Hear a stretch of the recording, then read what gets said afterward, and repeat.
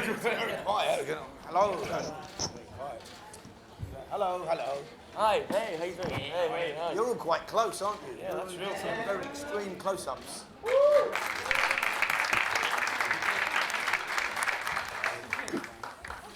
Sorry.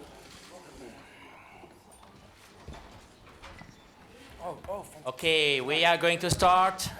Hello. Please, guys, go back to your seat. Very nice. That was from CinemaCon. Hey, love that. CinemaCon. Please. I've got one of those. Ladies and gentlemen, photographers, please go back to your seat. We have to start very promptly. How are you? Great. I'm lucky I get to sit next to I'm lucky I get to sit next to you. All right, we're gonna start the press conference for Rocketman. Thank you so much. Thank you very much. Thank you. Thank you. Faut y aller, madame. S'il vous plaît. Thank you so much. All right. Let me start by introducing our team here. We start with the far left with the actor Richard Maiden. Bonjour, Richard. Taron Egerton. The director Dexter Fletcher. And Bryce Dallas Howard.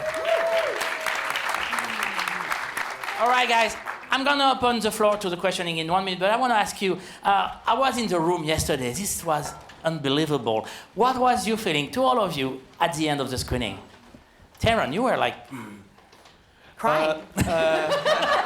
All right, let's stop talking about it. I got a bit emotional. It was one of the best days of my life. We've worked really hard to try and make something that we're all really proud of, and it's not your typical biopic. We don't deal with the songs in a chronological order. There's elements of fantasy. We take some license with the truth. In the interest of full disclosure, people did not float off the ground at the Troubadour. Are you sure? You know, and the response has been so wonderful. And for me personally, thank you so much to everyone that said nice things. You've made a young man from Aberystwyth incredibly happy, and you've made a 72-year-old rock star even more happy. So thank you so much. Richard, one word for after the screening. What did you feel? Just quite overwhelmed and thrilled. It was such a nice atmosphere in there. It was just an electric evening, and like Tarn said, a lot of people have worked very hard for a number of years to get us here, and it's just so nice to have such a great reaction when people have worked so hard. Dexter? Yeah, I think, like, to echo what Taron and Richard are saying, you know, it was very emotional for a number of reasons to sit there with Bernie Taupin and Elton and David Furnish, his husband as well, you know, and have that moment where they get to sit and watch the film all together, and us be there, you know, as the filmmakers and experience it with them, was, I think, more emotional than any of us ever really expected. I mean, we thought, hey, we're going to Cannes, it's going to be a great night, and we're all going to sit and watch a movie, that's fantastic. But then, of course, you know, the enormity of what you're faced with the people whose lives it's very real for them, you know. And there's obviously, you know, the movie attempts to be emotional and you know, touches on some very deep-rooted feelings and moments in their lives. And to see that really visceral, emotional reaction from Elton and from Bernie, I think for us all was a bit of a, you know, took us back. And so it was great to be caught up in that and be part of that whole journey really for them, because it's a long journey for them. Right. Yeah, I mean, I think I feel the same way that everyone here has, you know, everything that they've expressed. I feel exactly that way. But just something to add is that we have this enormous privilege in being able to celebrate Bernie and Elton while they're alive and well and performing, and after the movie last night, the fact that Elton performed afterwards and performed with Taron. I mean, this is a privilege, because normally when you're telling the story of someone's life, they're gone, you know, and there was none of that loss. It was only celebration at the end, and I think that's something, you know, to hear Elton crying just a few seats away from us. I mean, that is incredibly surreal, and what an honor to be a part of that. You know, my goodness. Absolutely. Well, it was one of those screenings. We got a question right here. Good afternoon, Peter Howell from the Toronto Star in Canada. Congratulations on the movie, I enjoyed it a lot. I have a question for Taron Egerton and Dexter Fletcher. Did Elton give you any specific instructions or advice on how he wanted to be portrayed? And also, did he tell you anything that he did not want put in the movie? Well, we can't tell you that. Oh, no. Do you want to go first? I think our primary concern and our mandate was always that we were going to try and tell a story that didn't try and...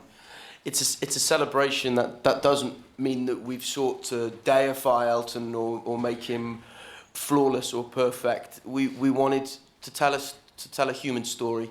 Elton is an extraordinary human being, but he's still a human being, and so that's why you see the troughs as well as the peaks. It was a risk on many levels, and we have been very fortunate in that we've had a very brave studio work with us to achieve that, and we are so proud. And you know, Elton, not a lot makes him blush, so you know he's very at peace with us telling the story in that way. Yeah, he was always very clear from the beginning, and when I first read the script and when we first started discussing it, he's very clear that he didn't want it to be self-serving. There's no upside for him in that, and he's always been very clear and honest and open about who he is, and the film attempts to reflect that and be a part of that as well. And so I think that's one of its great strengths, is that it's not hidden, and that's why it's so full of this kind of joy and joie de vivre, you know, this kind of lust for life almost, really. That's what it's trying to communicate and be a part of that. And the answer to your question is generally no. There was nowhere that I couldn't shine a light. There was no dark corner where he was like, don't go, you know, if it serviced what the film needed and wanted to be at any particular time, then that's where we went. And he backed off and let us play. He let us tell the story, and that was the great strength of it. And so that's why I feel that it is a success on so many levels for us personally, but for him as well. It's very important that he loves it.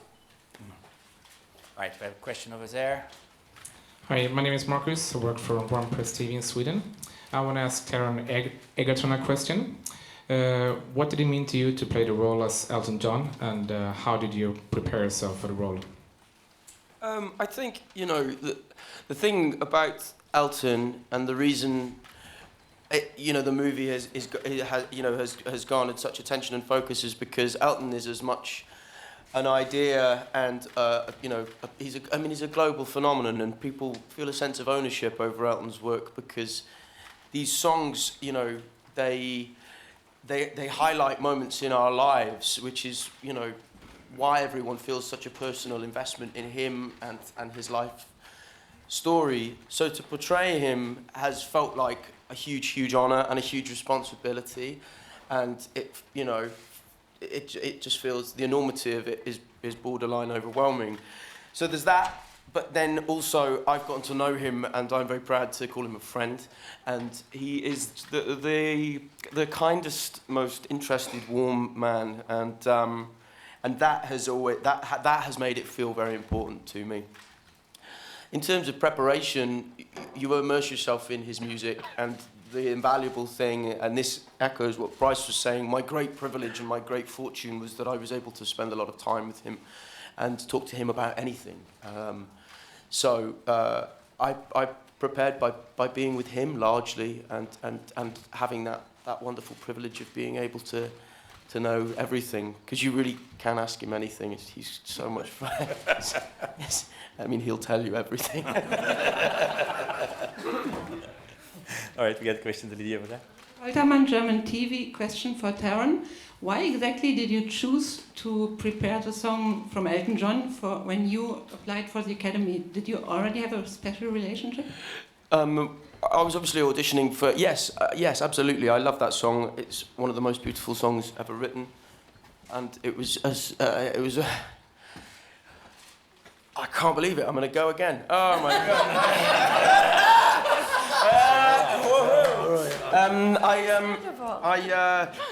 So I chose that song to audition for drama school because Bernie Taupin is a poet and a storyteller, and lots of the... lots of these songs are written like stories, so you can remove the music and they work as addresses, as speeches, as character pieces. And when you're auditioning for acting course, you want a song that you can act through. And it occurred to me at the age of 17 that your song was a song you could act and perform like you were talking to someone. So in answer to your question, that's why I picked it. All right, we have a question over there. Oui, Franck Lepierre de Nice Matin, c'est une question pour I have a question Taron. for Taron. Je voudrais revenir sur la soirée d'hier. I'd like to talk about yesterday night. Elton John, We vous saw souhaitez quelque Elton chose à l'oreille John qui vous a bouleversé. Est-ce que vous say partageriez something ce moment into avec your nous? ear which Qu'est-ce que vous really overwhelmed you. Could you share that with us, perhaps?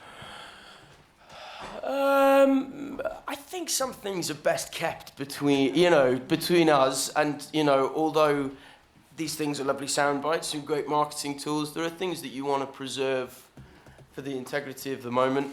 I'm very fortunate in that Elton said some lovely things to all of us about the work we've done on the film, and Dexter and I was sort of sat watching the film like this last night because we were looking at Bernie and Elton, and to see them every 5 minutes grab each other's knee, just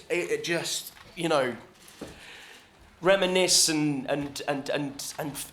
be moved by this iteration of their story is the greatest triumph we could hope for. And so whilst I'm not going to tell you exactly what Elton's been saying in my ear, I will tell you that I'm very proud to say that I think he's really pleased. We got a question over there. Hi there, my name is Jamie Johnson from The Telegraph in London. It's a question for Richard Madden. I'm not sure if you're a betting man at all, but your odds have shortened to 2-1 to take over from Daniel Craig as the next James Bond. Now, I only bring this up because you wore the signature white tuxedo and pulled it off very well, may I say, last night. It's a done deal, isn't it? It's very flattering to be involved in that conversation at all, but it's all just talk, and I'm sure next week it'll be someone different.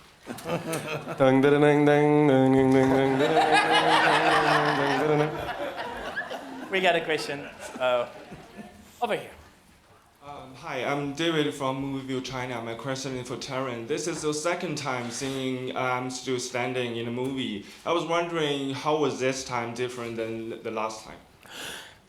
What we've tried to do with Elton and Bernie's songs is that Dexter and I would sit with them and we would take the lyric and we would try and tailor them to fit the storytelling purposes. So, without spoiling too much of the movie, at the end when I sing I'm Still Standing and I turn back and look into the room and I say I found a taste of love in a simple way, it's about the fact that he's found some love through this process of recovery and the ability to self-love.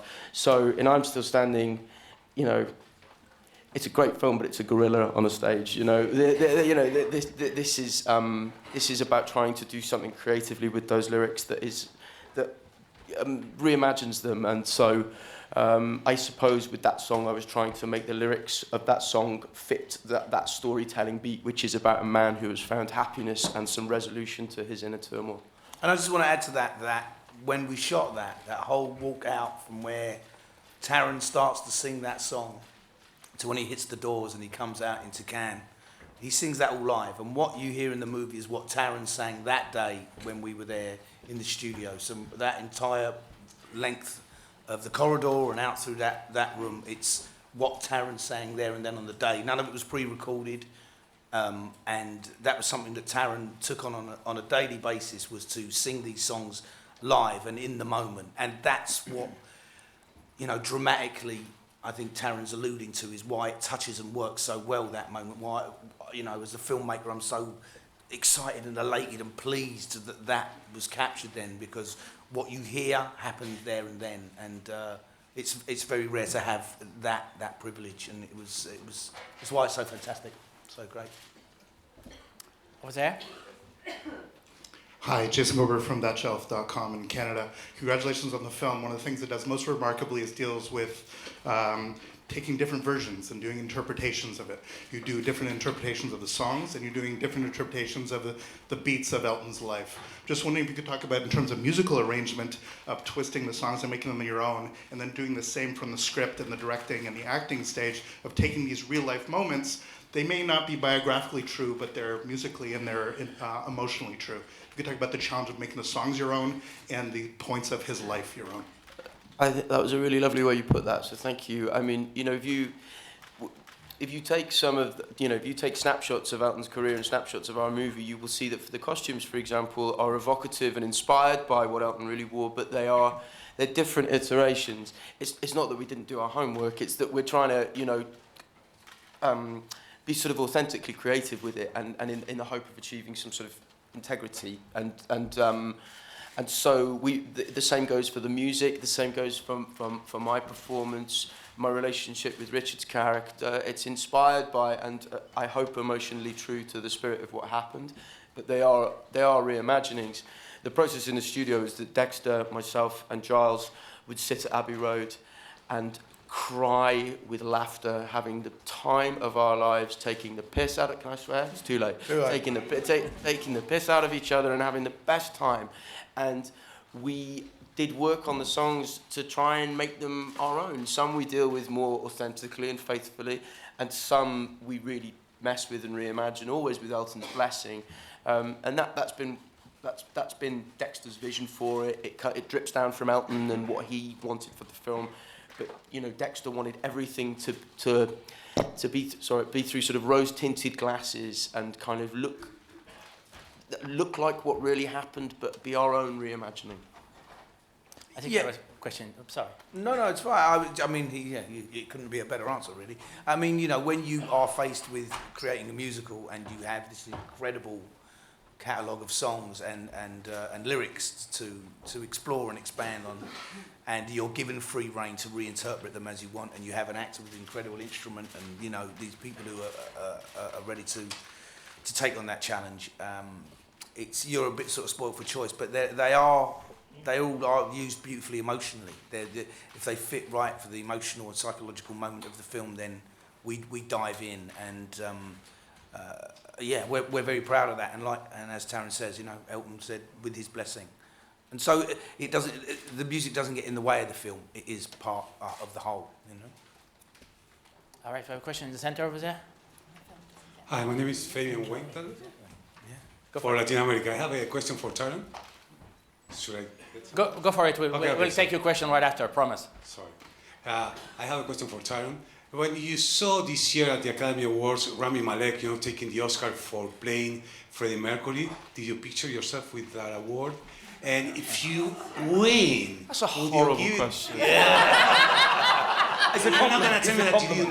One thing I would like to say and take this opportunity to say is that inevitably the film has drawn comparisons with Bohemian Rhapsody. Rami Malek's performance in that movie is astonishing, and I'm lucky enough to know him a little bit personally. Dexter knows him quite well. He's the nicest, most brilliant man, and one of the most talented actors of our generation. And I'm very, very proud that we are mentioned in the same breath. I'm going to ignore the part of your question that there is no good answer to. But it's a trap. It's a trap. That film has been such a global phenomenon and success, and rightly so. It is a great, rip-roaring piece of entertainment, and it's great fun. I can't remember who did that and who finished it off. Actually. No. Very good. But our movie is a different animal. Our movie is a musical, so it requires an actor that can sing in the lead role. For a biopic, that's not necessary because it's a biopic and they're just performance pieces that are singing. So I'm very grateful that people compare us, and hopefully it shows that there is an appetite for movies of this nature. And however, that movie is a unicorn, and I don't want to be forever judged. Anyway, Rocketman is really good. We're very proud of Rocketman. We're very proud of Rocketman. Any questions you have about Rocketman, we are more than happy to answer in full. Thank you. Before we go back to the floor, Bryce, I was wondering, watching the movie yesterday, what did Elton say to you about how you played his mom? I mean, what did he tell you? Well, I mean, it was actually a really interesting process because I came aboard the project relatively late, and so they had been rehearsing, and they really, like, the movie was happening, and And I showed up kind of not knowing what to expect. And in one room, people are dancing. In another room, people are singing. You know, it's like you're like, oh, this is a proper musical. And then within that, there is, you know, there is the text, and this is based on a real human being who, like we talked about before, is alive and well and will be seeing it. And good luck with that. Yeah, I know. And I think something really beautiful happened, which is there was a really clear sort of like passing of the baton to Taryn. And so when we were on set, even when we were in rehearsals, I was going to Taryn and Dexter with a lot of questions. And of course, speaking to people who know Elton intimately and knew Sheila and observed their dynamic. But it really was this kind of extraordinary thing because he had, you guys have such an intimate friendship. He had shared so much with you that even just one-on-one, me and Elton, we wouldn't have never have gotten to that place. So it's. I mean, there were not things said directly to me because that wasn't necessary, you know. And no one wants to talk shit about their mother, you know. Yeah. It's true. That's absolutely true. They It's an just incredibly don't, complex thing to achieve, you know. Yeah. Because of course, to make her one-dimensional would have been the easiest trap in the world. You know? And when Bryce and I spoke about it in depth, this was absolutely key. That I didn't want to bring that, and Bryce is not interested in doing that. You know, there's so much more range and complexity. It needs to be brought to something that is, you know, here's the central character. She has to do so much work in just the shortest amount of time, and to deliver that. And Elton always describes her as giving with one hand and taking with the other.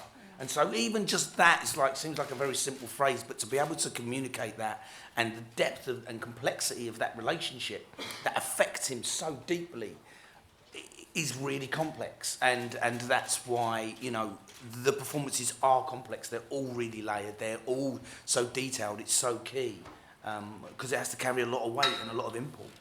It was so important. But that first conversation we had, I think, was like 2.5 hours long. Yeah, it was. I was in a car park walking around and around. I don't know you were in your office or something, but anyway, yeah, it was great. It was really fantastic. It was very, very exciting.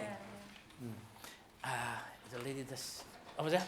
Hi, David Sanderson from The Times. It's a question for you, Dexter. After Bohemian Rhapsody, or after Queen, after Elton John, there's now talk about film projects on Led Zeppelin and Velvet Underground, and even Liam Gallagher. Is there? So I wonder what advice you would give to those directors, and also whether you think there's been an overkill of music films. I don't think there's an overkill. I mean, look, if there's an appetite, people are gonna, you know, go and love it, and each director will bring their vision and their take, and I think that's important. I mean, look, as long as there's a story to tell, and that's the story that they want to tell, they find some rich, complex storytelling, or however they want to do it, then that's what they've got to go for. For me, the musical has this great element that I call the to be or not to be moment, where your actors can sing and open their hearts and tell you what their inner voice is saying, and that is an incredible storytelling tool. That's what I've learned more and more as I move forward, and you know, it's why opera sits and moves in the way that it does, because you know, you open your heart and you sing, and when you have an instrument, a voice that can do that, there's, you know, for me, cinema, there's nothing greater than or more unifying than that moment, because of the right note from the right voice with the right image, you know, sends tingles up our spine, and that's an incredible experience. That's what we go to the theatres for. So yeah, do it would be my advice. If those opportunities arise, do it and take it for everything it's worth, because nothing but good has come from it for me. So of course I would encourage it wholeheartedly, and I'll be waiting for their call about Liam Gallagher. And I just want to add something there, which is that I mean, we're all aware that the industry is changing rapidly, and with TV being so, and streaming services being so robust and wonderful, honestly, us in the movie business really need to think about leveling up. And we know now what it takes to get people to the theater. It takes a giant spectacle. You know, it's We don't drive to the theater, buy a ticket, get popcorn, wait for it to start, watch through the previews for something you could watch at home. You go to the theater for an experience and something memorable and something shared. And so, you know, of course, stories like stories of musicians with music, you know, that brings that spectacle, you know, and it kind of demands that united experience. It would be a shame to watch this movie alone by yourself. Honestly, it really would. So that's why I think there is a huge appetite. Bryce is answering all the questions from now on. Bryce, I have a question for Richard. Should I ask you? Well, Richard, you have a very interesting character to play. I mean, he's kind of the bad guy, but he's so much more than that. In the film, it's very well described that without him, Elton wouldn't have been the Elton we know. How to balance that? How to make him an important character, at the same time have us hate him? I'm not really sure. I think that was in the writing. That's what we kind of managed to do in the script. He serves this purpose, which does spur on different moments in Elton's life. So kind of it was the part. That's what I had to do. He has this charm and charisma, and was kind of famous for that in terms of people knowing him of what kind of man he was. But yeah, in terms of trying to structure it, that was the script and that was the part. But also, in fairness to Richard, you know, what he brilliantly does is he doesn't play the bad guy. Yeah. He doesn't play the bad guy. That's the thing, I think, and the way Richard and I approached it is that at the start of the story when they first meet, it's not that there's this Machiavellian character who's planning to lead Elton down the garden path. These are just two people falling in love who are incredibly attracted to one another. And then they're both extreme personalities and their relationship sours and there are some misdeeds and all the rest of it. But it's not hero and villain. It's two people who fall in love and have a relationship that goes south very badly, you know? Yeah. But, you know... I don't think Reed sees himself as a bad person. No. He's like, you know, people generally don't. Even people who we perceive as bad, they don't go around seeing themselves as bad. And I think that's the beauty of what Richard brings, is that he sees someone who he's really attracted to and he makes his move. And that's why the relationship is so connective and real. And it's so powerful. And also, it's been one of the great takeaways of this process for me as well. Richard and I have struck up a real friendship and building that relationship together. You know, you have become one of my best friends, and I've loved meeting and working with you on this. I think it's mutual. I hate him. He's horrible. Okay, we have time for one more question. It's the lady over there. Hello, Cindy Merrim, Diggin' Magazine from the USA. First of all, congratulations on a phenomenal film to all of you and a great performance by Taron and the other cast members. My question is for Dexter Fletcher and also Taron. Regarding working with Elton John, how closely did each of you, Dexter for the story and direction and Taron for performance, collaborate with him and take his notes?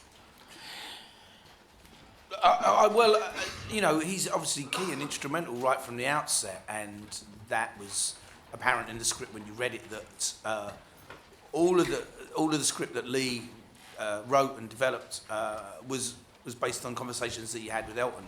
And similarly, as soon as I got the call to go and meet Elton and have lunch, that's what I jumped at the opportunity to do. But I think there's an incredible generosity and understanding in Elton that he had to let me tell the story and Taron create the performance that he was doing without trying to micromanage that. Because it just becomes self-serving. And what the film is very clear about, and what David Furnish and Elton was clear about, is that's what it can't and shouldn't be.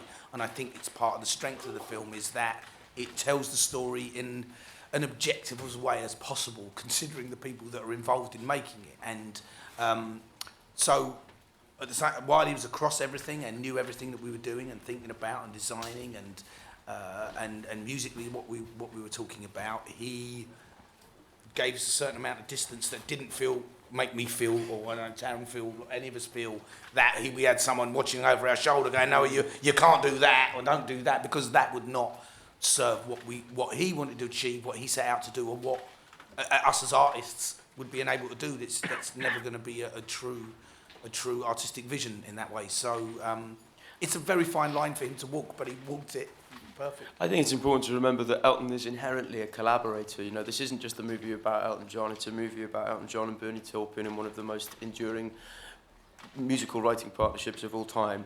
And so he's no stranger to sharing a creative process with someone else. He understands the creative process. He's one of the most creative people of all time. So he knows what it takes for creative people to produce their best work, and that means affording us the space to do our thing and trusting in assembling the team that they wanted, trusting that we would use our best taste and our best judgment and all of our integrity and passion to make something that would be a triumph and something to be proud of. And in terms of me and him, you know, David and Elton really allowed me into their lives, and you know, my girlfriend and I spent a lot of time with them. We went to stay with them for a few days just before we started filming. We got quite drunk one night at theirs, and the head of his security caught me stealing from his kitchen at 3 a.m.